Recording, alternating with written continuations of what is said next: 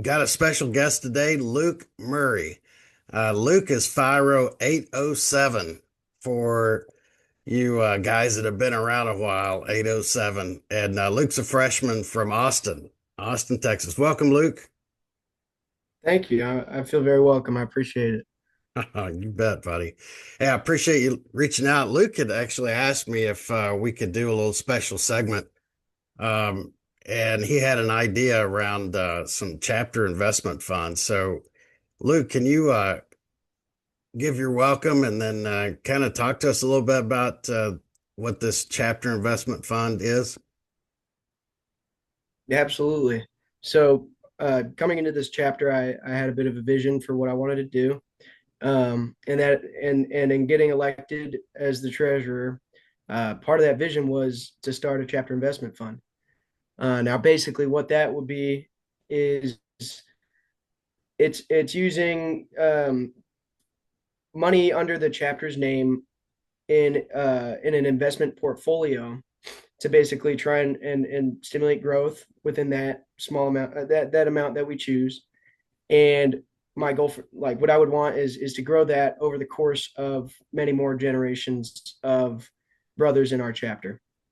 No, that's And good. then we can possibly use it for payments So I on know a when you dream were house. running for High Taw, you had talked about this, and it seemed to be some, pretty good energy from the brothers about your idea. I think several of them really liked it. So what are kind of some of the goals in a little more detail that you think you could achieve?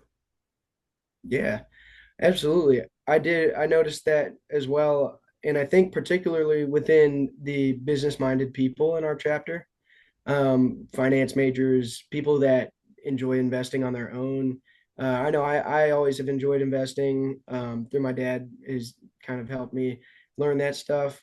And so for the guys who are similar in that way, that's kind of a goal I saw to be able to bring us closer as brothers, where we can choose these stocks, research on them, and make these decisions as a team, basically, particularly amongst the financially minded guys. And really, my goal there is to help us grow together and also create an environment where we can stimulate learning in that area. There are guys in our chapter that know more about investing than me, so I would want to learn from them, and then what I have to offer knowledge wise, I'd want to help teach them too. The chapter has some funds. I mean, we have emergency funds. We're in pretty good shape. But why are you looking for donations versus having the chapter officers carve out a little bit of money from the chapter funds? Absolutely, that's a great question. I mean, we are a big chapter, so we bring in a good deal of money when we collect dues. However, a lot of what some of the older guys in the chapter brought to me, they had some concerns about this because this idea, it's not new. There are many TAWs in the past that have actually said that they would do this. And they never really, I mean, obviously we don't have one, so they never were able to follow through on that. So for me, I understood that, like, I'm making this claim that I will do this, and if I go about it the same way as everybody else, there's a chance that I'm going to fall short just like them. So I need a backup plan. And I think a lot of what the issues they ran into were legality of using a nonprofit's money for investments. Mm. So, and it wasn't my idea, but somebody did come up with a donation based idea for, so a donation based chapter investment fund. And I said that that does sound like a good idea. There's no, we're not using our money. We're not having a budget away from others who might need every ounce of what they're budgeted for. And also, there's that risk factor that is kind of minimized in doing that, especially when we disclose to alumni who are wanting to invest in this. I want y'all to know exactly what what you're donating to. It's there is a risk that that money will be lost, but at the chance of us learning, growing together, and also possibly making some money using that. Yeah, hopefully that'll be the case. I mean, there is the risk in all investments, right? There's no guarantee. Absolutely. But I would also say on the other side, there's a lot of successful alumni who've gone before you that I think would like to see, this type of life skill, emerge from the chapter without any degradation to the core chapter funds, as an ongoing concern as a nonprofit. Um, to provide that vehicle. So, I mean, I think that sounds good. And I like the fact that if you set up a separate account, there's no question about where the funds came from, and nobody, can question about the flow between, the core funds. If somebody didn't want to participate, uh, they're assured that their, money's not going into it. But at the same time, you've got a potential trajectory, not only for learning but for monetary gain that could be used at a later time, and keep going. So I like that.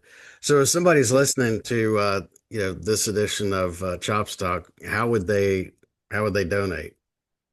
So with this edition, we will release a QR code for Cash App, and that Cash App will make sure to transact everything. Make sure it's all going where it needs to go, and we'll put that into a portfolio.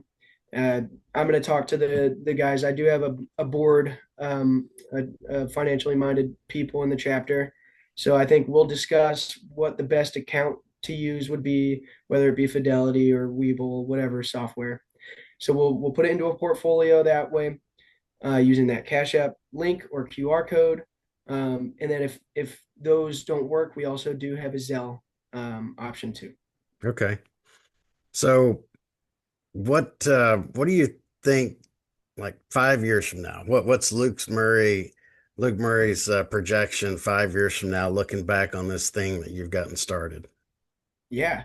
So 5 years from now, I'll be graduated, and I want to be able to come back here and see that this portfolio has grown, and I want to see it carried on, passed down, from each treasurer down.